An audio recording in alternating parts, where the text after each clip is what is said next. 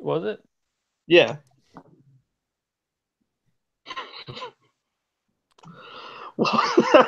Fucking hell. Welcome to the spider thing, and Spider Island. I'm Mike. That was the best intro we've ever done. I'm Matt. Well, I'm all the Billy. beauty of the podcast is gone. And I'm Vincent, and our sponsor today is the federal government. But actually, it's not. They were supposed to sponsor us, but they're shut down. So we are actually without a sponsor this week. So if you would like to PayPal us at studentsofshield.psu@gmail.com, if we have a PayPal, you can Yep. PayPal us money to sponsor this episode yourself. You can also put $5 in a wallet, and not a wallet, in an envelope, and mail it to me. That'd be great. You Matt, could are you also in just put here? $5 in the trash, and it Well, will wait, have the same wait. effect. Matt. Where do they mail it to you? Yeah, where do Mail they it mail it to to, Matt? mail it to my address. Which is? I'm not about to give my address to Check all of our check avid check the fans. description for Matt's address. Today Please. we are talking about Spider Island. This is part two. We're finishing Spider Island, even though in reality we're just talking about most of Spider Island because there was a bunch Yeah. of prelude crap. So we're starting with 668. Spider-Man gets benched because first of all he's kind of beat the fuck up, and also the Thing makes the point that if they're beating up people who look like Spider-Man, they're just going to accidentally keep beating him up. Which is a really good point. And Pete acts like a child. Yes. As And he normally does. Well, Well, especially in this era. especially in this era. on that note, Pete runs into Mary Jane, and there's a weird, I don't know if this is me just overanalyzing everything that is related to MJ in this era, but Hmm. there's a weird line where MJ, like, in bold, says that Carly Cooper is amazing, which I thought was rich. Yeah, He I is, think you're because reading too much into it, but also you're right. It's both Yeah. somehow. as we get deeper into the story, it's kind of great as we'll see how Carly Cooper and Peter Parker have zero chemistry. Yeah, it's kind of astonishing how bad they are together. And now we have one of the most famous moments of this event where Peter Parker, out of his costume, decides to reveal that he's Spider-Man to the world again, but not really. Um, his pep talk is that since everyone has spider powers now, everyone's a superhero, and including him.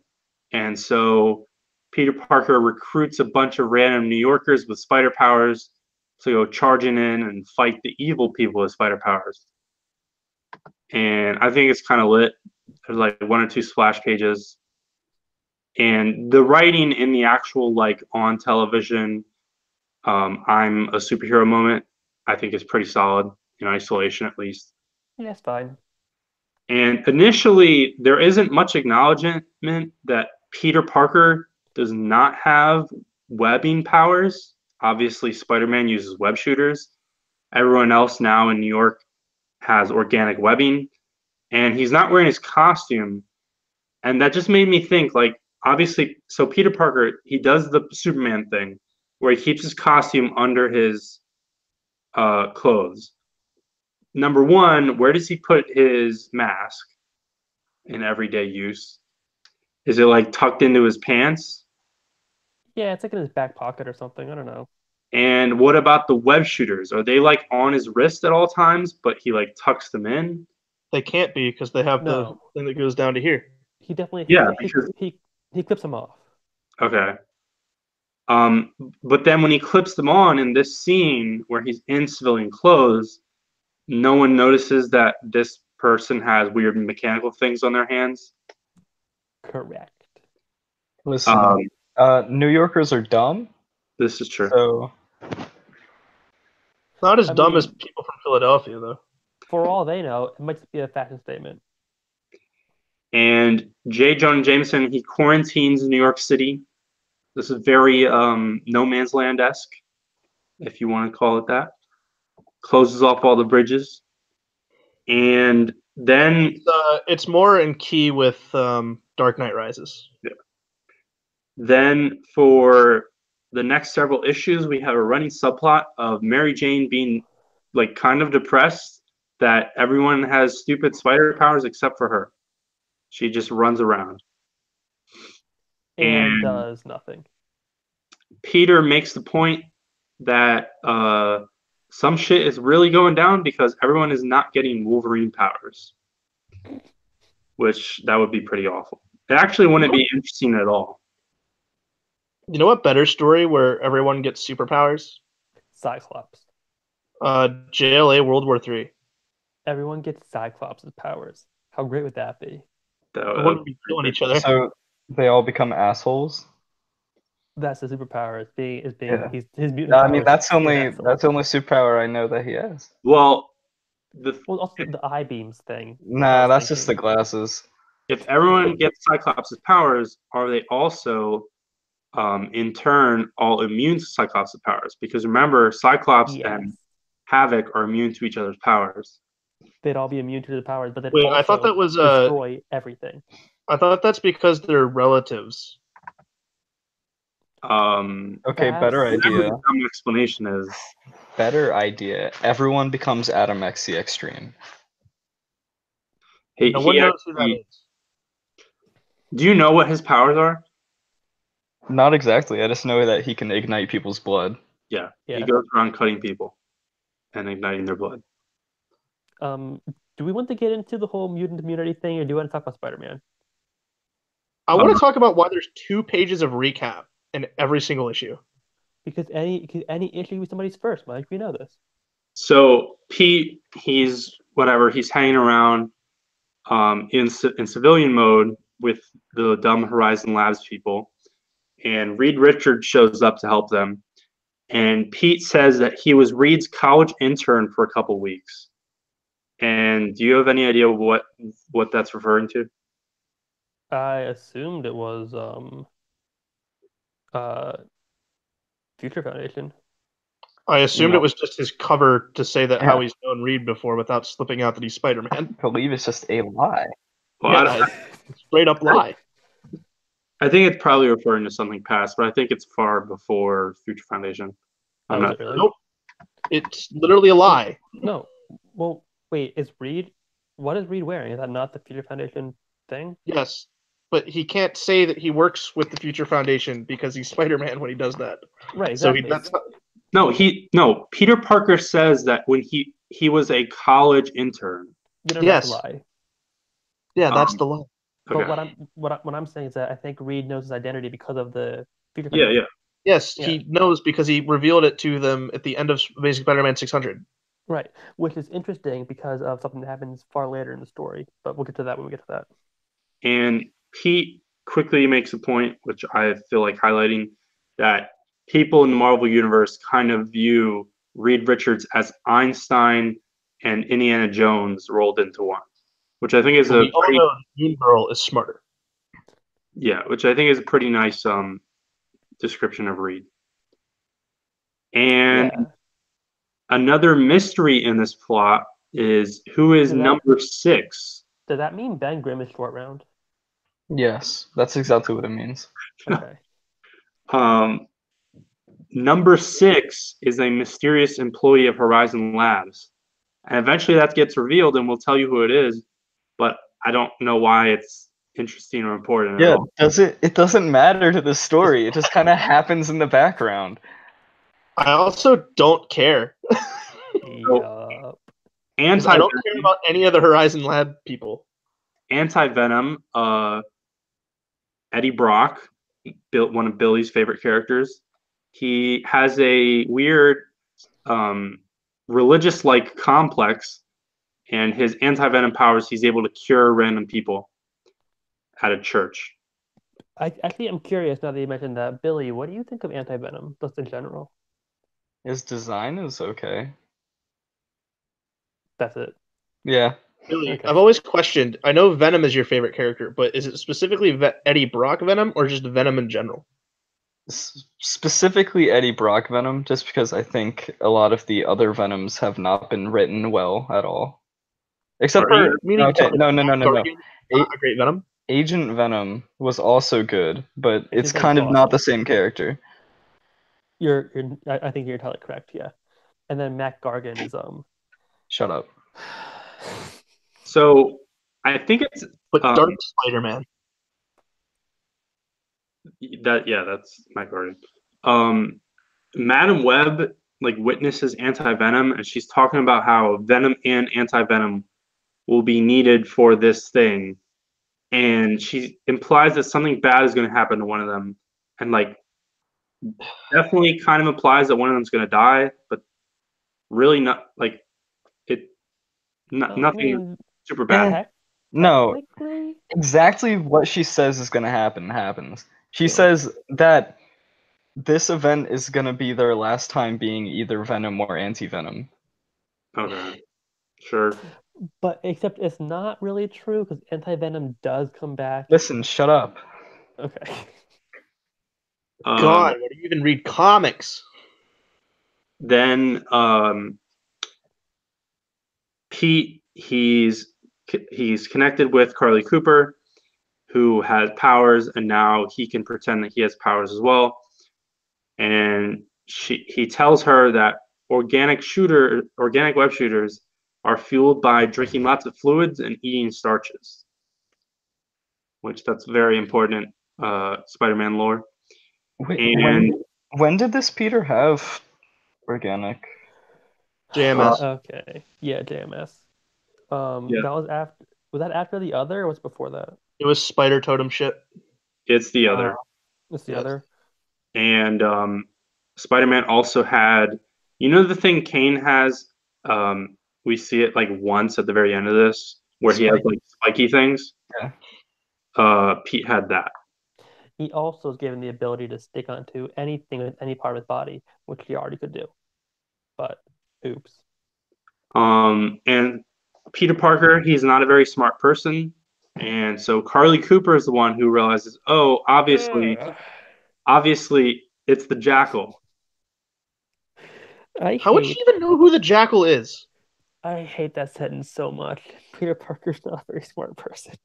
I mean, he's Not when not. Dan Slott is writing him. I know. But Carly Cooper, she's got a detective's mind, and it is the Jackal. And there's supposed to be a tease at the end of this issue. It's White Rabbit, but like she's in shadow in the corner of the panel. And unless you like really know your Spider-Man villains, I don't think this final page is a tease. And like, even if it is, who's gonna see this page and go, "Ooh, White Rabbit's next"? Yeah. I don't even know who the fuck White Fucking Rabbit is. I White saw Rabbit's that Furry. last page and I was like, what is the. I couldn't even tell what was going on because it was drawn so horribly. Well, White Rabbit is literally just furry bait. And he has the power to take off people's clothes or something. What? What? Vince, is that right? Vince, can you confirm? honestly, I need to look her up. Um, I know that in Amazing Spider-Man #1, the one from 2014, It's like not the one everyone knows. no, the one with the stupid Ramos cover, she uses her powers to take off Pete's clothes. ooh, yeah. Hey. White Rabbit's first appearance was Marvel Team Up 131, which is part of the run by Jan DeMatteis. And her powers, she has no superhuman abilities, but is well educated, at least a Bachelor of Arts degree in literature or its equivalent. Jeez. No wonder she's a criminal. She knows some martial Just arts. needs money. She's obsessed with the works of Lewis Carroll, and her equipment reflects this. Oh my god. Her weaponry includes an umbrella that shoots razor sharp or explosive carrots, a large, rideable, heavily armored robot rabbit, genetically engineered killer bunnies, and jet boots. She Okay, It's like so someone looked at Mad Hatter and went, "Let me make a worse villain no, out of." it's like someone looked at Mad Hatter and the Penguin and was like, "Well, shit, I think we can do this. But let's Yeah, but make it's her like, a let me make it worse. Let's make it really hot, though." She also has a Zeppelin called the Flying Hare and a van called the Buddy Mobile. Why is she simultaneously the Penguin, Mad Hatter, and Blue Beetle? Okay, well then I need to know. I need to know how she took Pete's clothes off then, because that was definitely a thing in that book. Probably with the power of seduction. She wagged her tail. So Amazing Yeah, Spider-Man 669, we pick up from that tease. Nice. First on the cover, we have six-armed Shocker, which is a kind of cool image. But actually, I will direct people to what Spider-Man on the cover, because his waist and his legs are doing some wacky shit. And Yeah. this is a cover of an artist that you defend. No, Mike, it's not bad. It's not bad. It's stylized. Stop. So White Rabbit, Scorcher, and Chance ambush Spider-Man. And Chance Classic. is one of those like very, very late 80s things, which is like a all over the beginning of the Todd McFarlane run, like right around the wedding. And also in a splash page, we get a fantastic panty shot of White Rabbit. It is like Yeah. it's like maybe the most gratuitous I've seen in a Marvel comic like since 1996. It is. It You is can see, bad. you can see out an entire cooch. It's pretty great though. Just like when you go that far past the edge, you get bonus points. Just for being I that don't know ballsy. about that. I don't know about that, but I don't okay. think so. I don't want to put my endorsement on that. I want to read Spider-Man, not some furry porn. But the great twist here is that the villains now have spider powers too, of course. Who But cares? these ones do at least, and this is how, Matt, you know that White Rabbit does not have specific powers, at least at this point, because if she had any kind of metahuman powers, then she wouldn't have stupid spider powers. And You're right. Pete kind of has to pretend for a second that he's useless since he's trying not to reveal that he's a superhero to his dumb girlfriend. But things get a little serious, and so he goes ham with his stupid kung fu from Shang-Chi. And the scene is like supposed to look cool, like there's a lot of like kind of shadow images or whatever you call it, but it's not impressive. I bet it would be cool if someone else drew it though, like anyone else. And then Pete has a catch-22 scenario because Carly Cooper wants to meet and have a meeting and speak with both Spider-Man and Peter Parker. Now we pick up with Agent Venom for a little bit. Spider King's identity was apparently revealed in Venom #6. We didn't read those tie-ins. I kind of wish we had because they would be a lot better than this. Yeah. But I don't, just because this event would feel like it would never end. Yeah. But Spider King, as we discussed, is Steve Rogers, Captain America. But I guess off panel he was neutralized. I guess on the way to being fixed. Apparently. There's a funny line I think that Flash says where he says the last thing anyone wants is Spider Island the sequel. And technically Marvel hasn't pulled that trigger yet, but they also have sort of.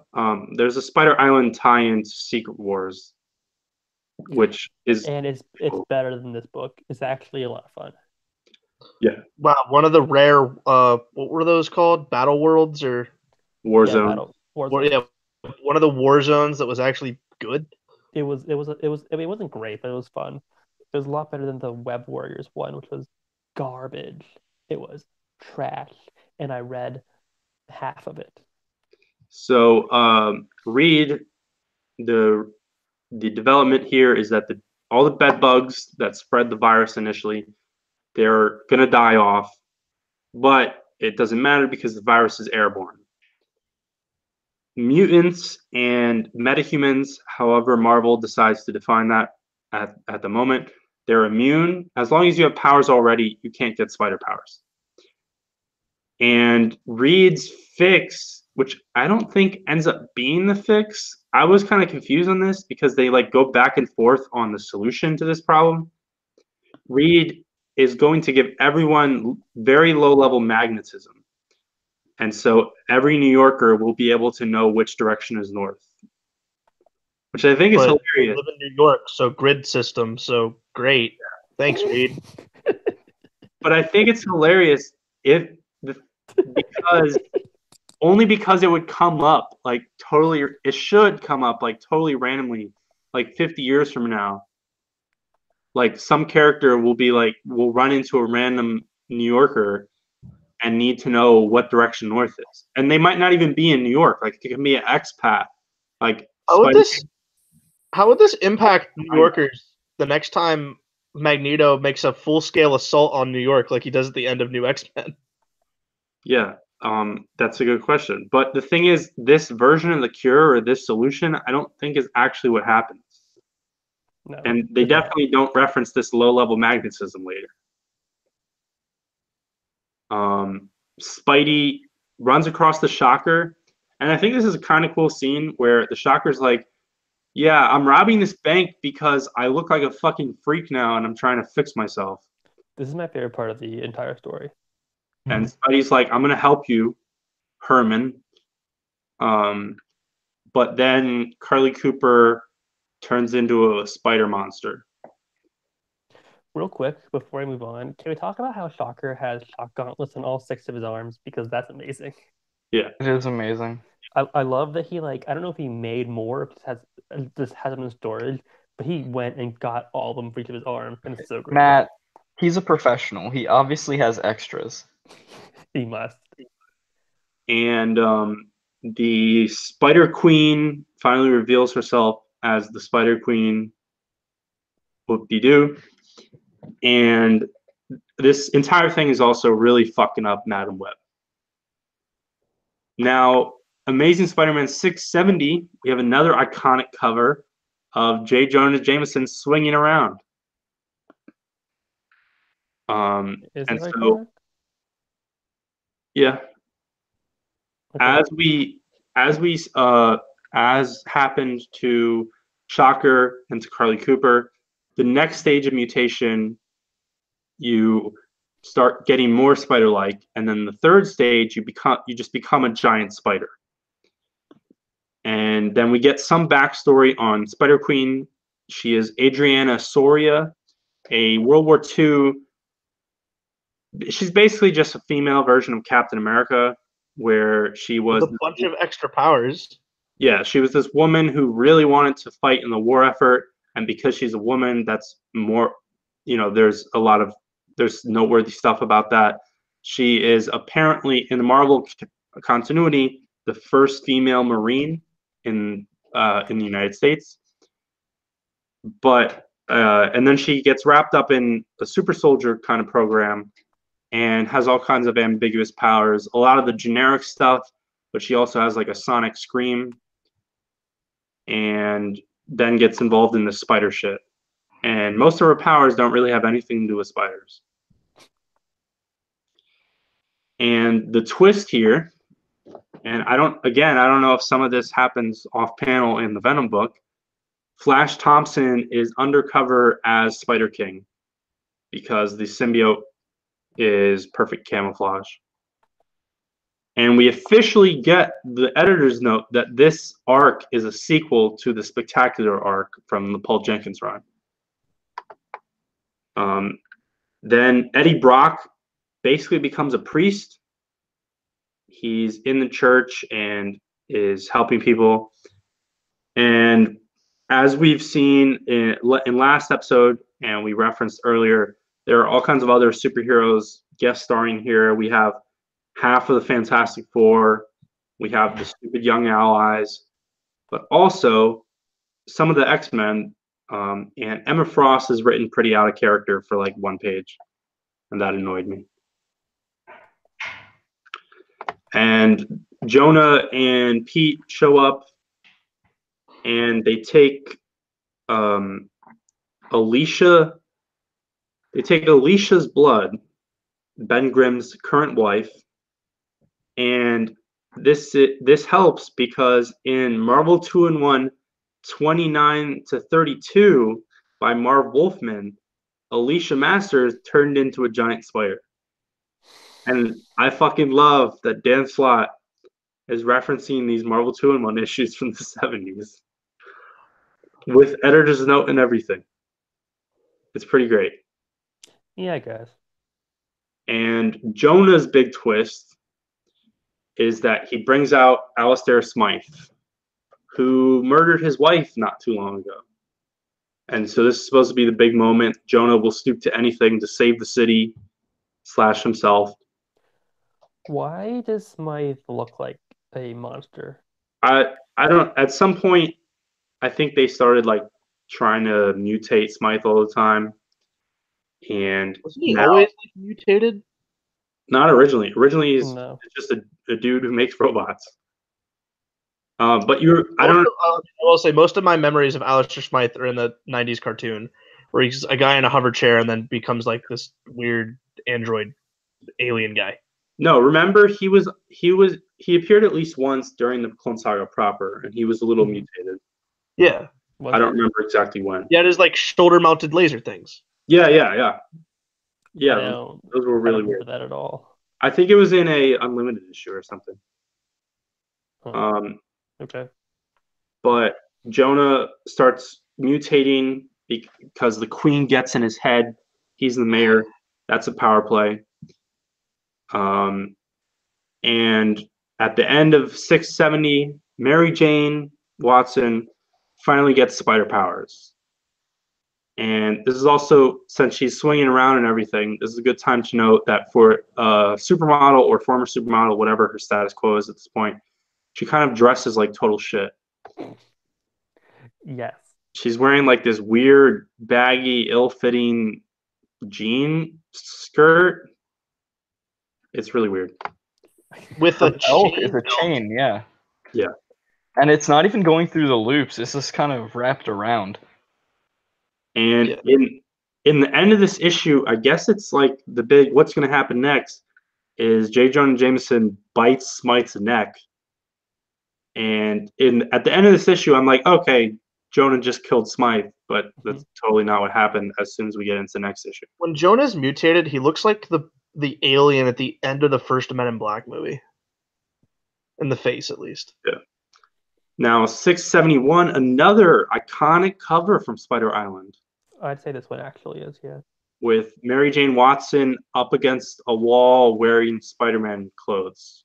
Yeah, where eyes aren't level and it looked weird. Yep. And this definitely does not happen in the story. We get 2 pages of MJ doing heroics, and like there's nothing special about them or anything, and then MJ disappears for almost the entire rest of this issue, despite being on the cover. Pete neutralizes mutated Jonah, and so Spider Queen is like, well, my plan is already kind of falling apart, and I like how Jackal Miles Warren gets a little sassy, and he's like, no shit, you should have done this, and she's like, no, I'm a crazy supervillain. And as we said earlier, the change of fate for the Venoms is Eddie Brock sacrifices his powers for a cure. And the big reveal here is that number 6 is Michael Morbius. And then he disappears. Hey, who cares? And then does he do anything in this story? No, Did he he have a does miniseries or absolutely something? nothing. I He's mean, just he like, helped synthesize the cure or whatever, but then reveals himself and then disappears. And I have no idea. I have no idea where he pops up again, because I think directly following this is like I think it's the return of Adrian Toomes as the Vulture, and then after that I think it's a Lizard arc, and then Ends of the Earth, and eventually leads Interior. 700 and Dying Wish, and I don't know where the hell Morbius comes in. I remember a Morbius miniseries or something, but that No, might just be implanted memories. no, it No, was that's right. intended as an ongoing series. There was a Morbius ongoing in was that Marvel Now? Yeah, written by Joe Keatinge, I believe. Probably Oh pronounced. my god, so it wasn't implanted memories. No. And I love we finally get the moment where Firestar acknowledges that she's above this bullshit, She points out how she was a New Warrior and an Avenger before Spider-Man. So why the hell are you leading these fake young allies? But also, let's question that. So Do we have to? Firestar joined as a Oh, he's on a roll. Just let him go. Firestar joined as a reservist in Avengers Volume 3, Number 4 in 1998, and officially joined the Avengers as a full team member a few issues later. While Spidey isn't an official Avengers member until New Avengers, but Spidey is made a reservist back in Avengers 329 in 1991. And so do you count that? If so, Spider-Man is an Avenger before Firestar. And that's how Wikipedia counts it. So she's wrong. So Dan Slott's wrong. Yes. And I forget who even says it, but someone says the words "we're going to fix Spider-Man," and it's just impossible not to take that as a meta thing. Yeah. Because of course, actually, Nick Spencer is going to fix Spider-Man. Nick Spencer is fixing Spider-Man as we speak. Like 10 years after this story. Kane ambushes Peter. Kane as Spider or Tarantula, and tries to ambush Eddie. But fuck, I don't know. I guess Kane. Someone says "good over here," and it's clearly a Mortal Kombat reference. I'm But pretty sure it was Kane, yeah. What's everyone's favorite Mortal Kombat character?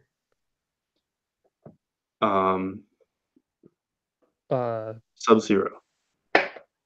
Yeah, mine's Sub-Zero. Or Noob. My favorite, I like Ken. I like Jigglypuff. Good, All good choices, guys. All good choices. And so Pete, I think, does he get doused in the cure or no? Mm-mm. They changed the jammer thingies, and so Pete gets his spider sense back, which allows him to fuck up Kane. Kane falls in the goo, and he's cured and looks like Peter Parker with long hair and still has his spider powers. So Kane is fine now. He is not a giant spider. He's also not degenerating. Yes. Yeah, his face is all better now. And Spider Queen suddenly becomes super overpowered and murders the Jackal. So bye Miles. Yeah, but he doesn't. Again, I just want to state again, MJ was in those 2 pages doing nothing, but was on the cover. Yep. Now 672 on this cover, we have MJ on the cover again, borrowing Peter's shirt. It's a terrible, terrible cover. Captain America finally shows up all healthy. He's no longer the Spider King. And he I has just want to state that Steve isn't Captain America at this point. Yeah, he's Steve Rogers' super soldier. Yeah, because Bucky is currently in a Russian gulag, being run by Baron Zemo. Yes. And Steve has his energy shield because the real Captain America shield is with Bucky. Which I didn't know he could throw the energy shield. I thought it was just like a gauntlet on his arm that he could use. I don't know. But Venom stabs the Queen, and then she mutates into a kaiju. So the Spider Queen is now a giant monster. It's the giant crab thing from the end of the Aquaman movie. And now Shit. it's Yeah, it is. acknowledged why MJ got her powers so late. It's because Peter Parker's cum gave her an immunity to spider powers. Man, I am real tired of Peter Parker's cum being plot points that are in Spider-Man stories. Hashtag Parker cum. Yeah, it's like a reverse Spider-Man reign, and I think it's kind of fucked up funny. And It's not clever. There's this.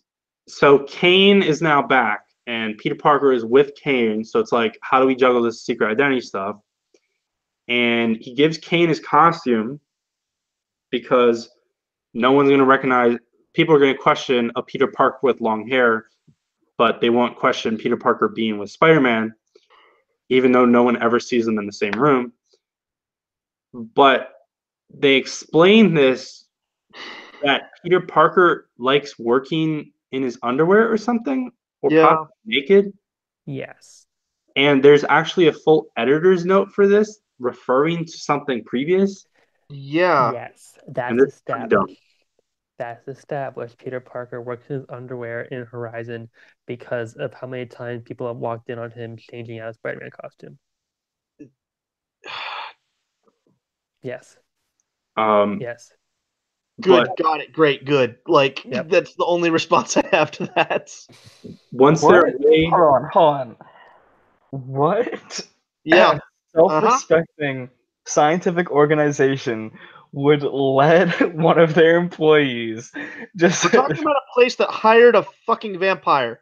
No. We're talking about a book that's written by Dan Slott. That's first what it of comes all, down to. also Morbius is not a vampire, He's a living Sorry, the vampire. living vampire. living energy vampire. Living plasma vampire, depending on the adaptation. Because they can't use blood. I just Well, no, the best part plasma. about that is that they can't have him suck blood, but he gets his powers in the show from touching Peter Parker's blood. So then once they're away from secret identity concerns, Kane slaps on the dumb big time stealth suit, and they make a Parker Brothers joke. The creator or the owners of Monopoly. That's funny.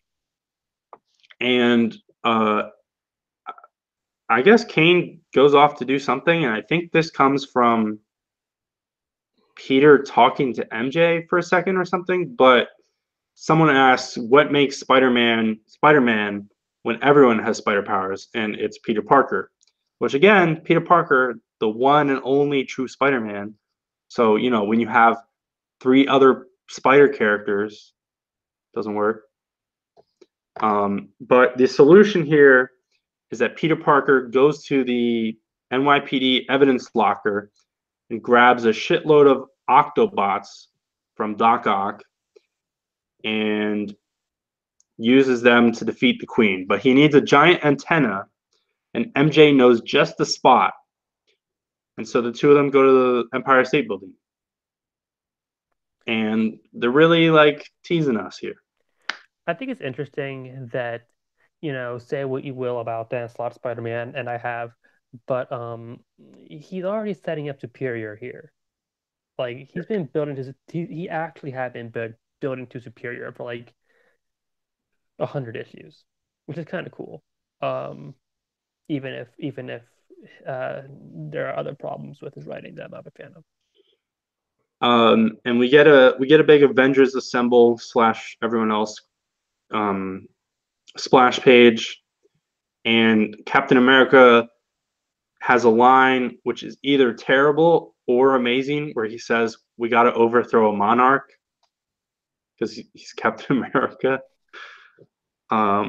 It's pretty dumb. And Spider Queen almost kills Wolverine and Red Hulk. Obviously, it doesn't matter at all because they have healing powers, but it's just showing how OP she is that they get ripped apart. And Gravity makes a joke that whenever this many heroes assemble, some minor character dies. And so he's pretty scared. And it's a funny meta joke, but no one dies, which is good. Well, did Eddie die? No.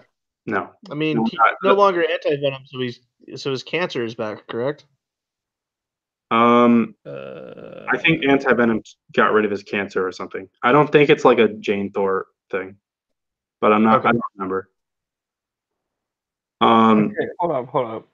In this panel, there's a sumo wrestler in the back. Is there a hero that's just a sumo wrestler? It's one of the immortal weapons. Yeah, so that's when Shang-Chi brings up all the dumb martial arts characters that no one cares about. Okay. Speaking of teases and stuff like that, and MJ being on half these covers, MJ whispers that she loves Peter Parker at one moment, Hmm. and Pete's like, "What was that?" And she says nothing. And the other thing that makes Spider-Man Spider-Man is that he doesn't kill, or at least he's not supposed to.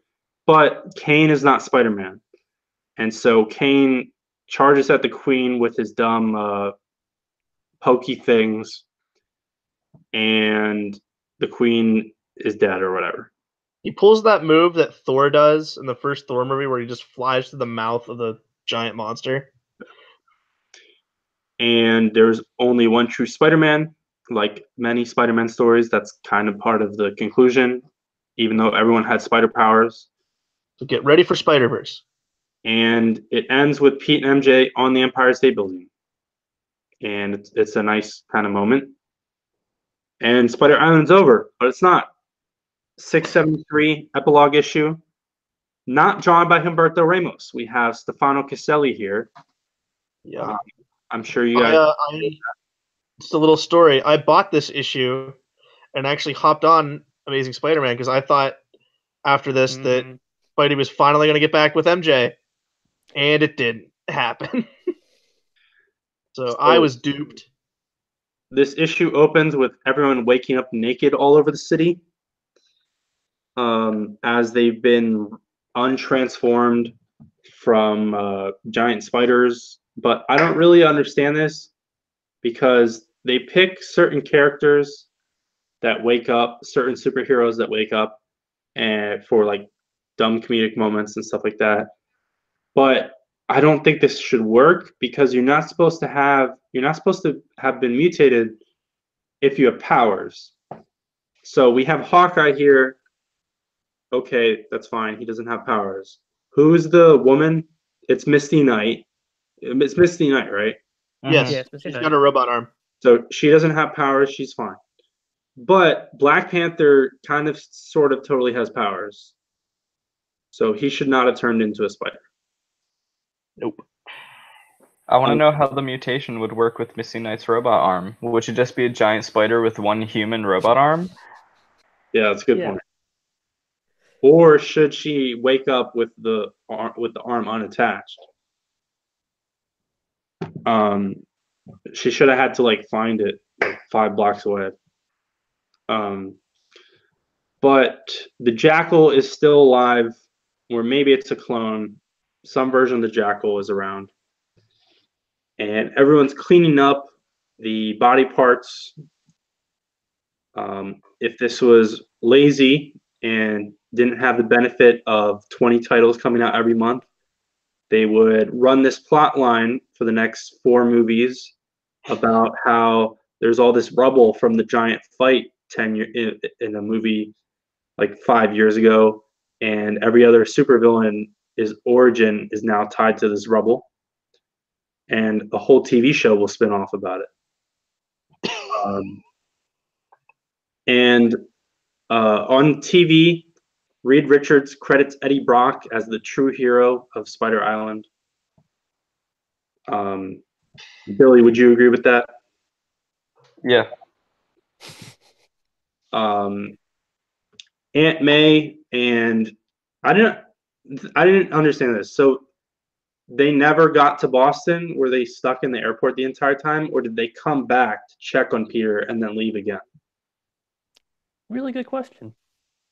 I'm not really certain, but Aunt May leaves again to go to Boston. Kane leaves as well, taking the stupid stealth suit with him, but I don't think he's going to wear the stealth suit at all. I remember. I think he like tampers with it and makes the Scarlet Spider suit out of it somehow.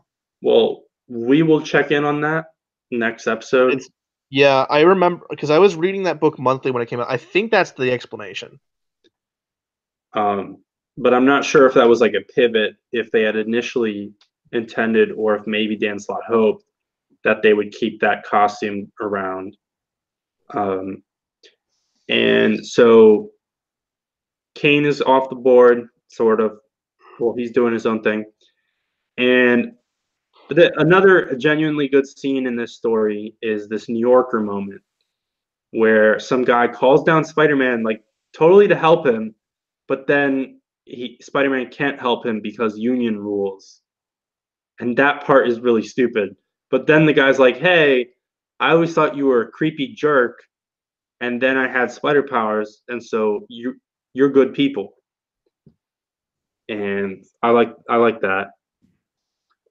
Um, and then we have the big status quo change. Peter Parker comes home to Carly Cooper with her stuff packed up, or no, with his stuff packed up. I don't know. With They're breaking up yeah, and no longer living together, and I don't care. Carly Cooper leaves. it's astonishing just how boring Carly Cooper is as a character. But she Well, has a they have no, Spider-Man tattoo. they have no chemistry at all. But her She, tattoo. they made a point of showing that she still has it. Anytime they can get her in clothes that can show a midriff to show it, they do. Oh yeah, and they don't. I don't remember if when Carly comes back much, but she's probably really gonna hate that tattoo now. Well, she's kind of sort of in Spencer's run right now. Is I she? I know Yeah, Nora Winters has been showing Yeah, up. Nora Winters showed up, so but did Carly. Carly came back and talked to when? MJ. When was that? Well, that was a Um, couple issues ago, right? yeah, at well, number 2 or 3, I think, is pretty early. Oh yeah. Well, she showed up for one issue. Yeah, like there's a I don't know. I think Spencer is. I'm assuming it's a red herring, but she could be Centipede Man. Hmm. That'd be cool, actually. Yeah. And so then Pete is freaking the hell out, like a little baby, and so he runs over to where Doctor Strange is. And Doctor Strange's like, "I got more important shit going on." He asks for permission, Like anytime anyone goes to Doctor Strange. and the whole like tied in with One More Day, and I think this is part of the One Moment in Time retcon. Hmm. Is that part of the secret identity fix? Because of course Spider-Man revealed his secret identity to the world in Civil War, and that was one of two major things that changed in One More Day. I believe One Moment in Time changed it. That part is a weird spell related to Doctor Strange. If I understand it correctly, one more day, Pete makes the deal with Mephisto. And then what Mephisto does is he changes reality so that Pete went to talk to Doctor Strange, and Doctor Strange made everything happen, even though he said he Okay. couldn't before. But what But did MJ whisper? I'm pretty sure he whispered. I'm pretty sure she whispered, "Fuck you, Spider-Man fans," to Um, Mephisto. What's and the bigger mystery? What MJ whispered, or what was behind the door in New Avengers with Hawkeye and Scarlet Witch? I was going to Oh, say there for several years we had a bigger whisper mystery in the Marvel universe, equally as done with Nick Fury and Thor. Um, oh wait, yeah, that I was forgot about that resolved. one. Wait, what did he say? You're unworthy. I I don't. I think it was basically that. Like there was nothing What? real special about it. Really? Um, Yeah. well, If Aaron's concept or whatever is basically that Thor is like self-conscious. Thor has a small dick. He's he's unworthy because he thinks he's unworthy or that's something. what it was. They He's figured went, unworthy because he just doesn't have the length. really, hey, come here, hey, come here. You have a small dick. And Thor went, oh shit, I do. I can't have this hammer. It'll make sense. He can't use his hammer. Uh-huh. Mm-hmm. And Yeah, and see. It's a metaphor for ED. see, the thing though is that then a woman uses the hammer. Yeah. So I don't know how that impacts it. Well, he doesn't have that weakness. Thor is inherently weak because he has a penis to be small. She doesn't. So Doctor Strange So all explains. Thor really needed the entire time was Cialis and or Viagra. Correct. Yeah. Strange explains that the "we're all superheroes" PSA moment has weakened the spell, and so now people can find out that he's Spider-Man if he totally fucks up or reveals it to them. Even though they already could, because the Fantastic Four knew. Yeah, I don't understand it. But that being said, I kind of love the scene where Pete's like, what happened? You know, I thought you couldn't figure this out, and he's like, you fucking dumb shit. Yeah. just leave me alone.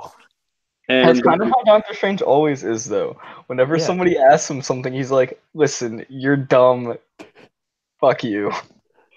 He's like, listen, I just saved the world like 4 times over, and I can see a bunch more shit coming. I do not have time for this. I love Strange. I love Strange so much. Strange is like, "I'm off panel saving the universe from mystical threats, and you're worrying about spiders in New York? Like, who the fuck do you think you are?" He's like fighting Dormammu on the phone with Pete. Pete grabs Eternity. Hold on a second. I gotta take this. It's that guy. He doesn't stop calling. some of the remaining cure, and there's a dumb, no drama moment where we're supposed to question whether Peter Parker is going to cure himself of spider powers. I wish he did. That's horrible storytelling. But of course, he needs it for MJ because just like everyone else, I guess technically in a few days she'd turn into a giant spider. And so he pokes MJ with a needle, and they're hanging out on the Empire State Building, or they're actually not. They're hanging out on some other building.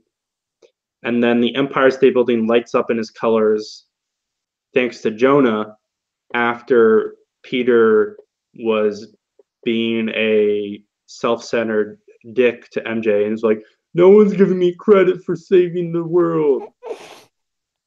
And that's the end of Spider Island. As I said, the next major arc is Ends of the Earth, which is a Doc Ock kind of centric arc, and that eventually leads to the infamous Amazing Spider-Man 700 and Superior Spider-Man. But we're not reading any of that for better or worse. We are taking a Kane detour, and we are going to read the opening arc of Scarlet Spider, and then there will be a crossover between Scarlet Spider and Superior Spider-Man. Then we read more Scarlet Spider, and then we come back to Dan Slott. Which, question for you guys, do you know where Kane moves to? Any guesses? San Seattle. Francisco. Oh no, it's Houston, isn't it? Yeah, it's Houston, Texas. Yes. I don't know. Yeah. Not as cool as the city that Flash Thompson moves to around the same time. That's entirely correct. Yeah. So I real quick, I think it's that now that we've read Spider Island, people love this story. How? This Paced is lauded. horribly. This is lauded as the peak of Dan Slott's run, at least especially his initial run before Superior, and I don't understand why, because I don't think it's very good. It's not. The pacing's bad. The art's not good. Like, if this is the best of Slott's run, that's pretty indicative of just how bad the past decade of Spider-Man has been. I pretty much agree. I mean, Carly Cooper is terrible. The whole drama with that is terrible.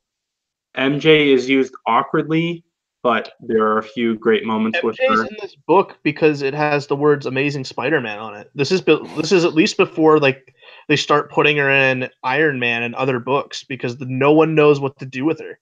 Yeah. But like the very central premise of this stupid everyone turning into spiders and or getting spider powers, I think is super fun, and I think it could have been executed way better.